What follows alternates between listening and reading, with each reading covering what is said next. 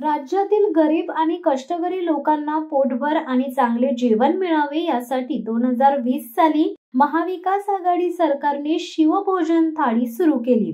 10 रुपयात गरिबांना पोटभर जेवण मिळावे यासाठी तत्कालीन मुख्यमंत्री उद्धव ठाकरे यांनी या योजनेचा श्रीगणेशा केला होता। याचा सर्वात जास्त फायदा कोरोना कालावधीत झाला।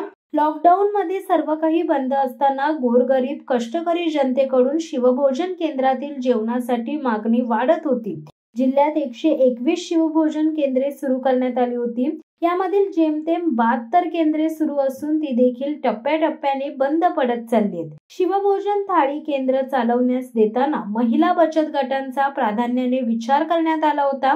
अनेक महिला बचत गट ही केंद्रे उत्तम चालवत होती। त्याद्वारे या महिला बचत गटातील सदस्यांना रोजगार व आर्थिक स्थैर्य मिळत होते।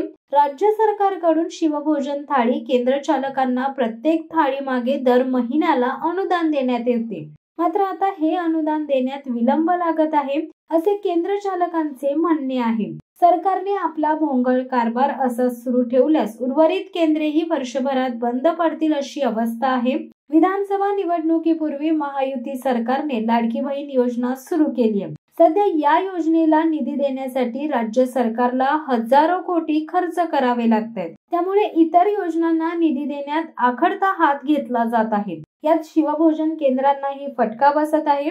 शिवभोजन योजनेतून दर दिवसासाठी 8,750 थाळ्या मंजूर आहेत। 10 रुपयात जेवण देण्याची ही योजना होती।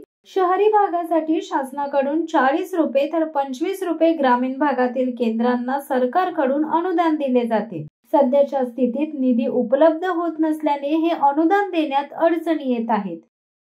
शिवसत्ता टाइम्स न्यूज ब्युरो रायगड।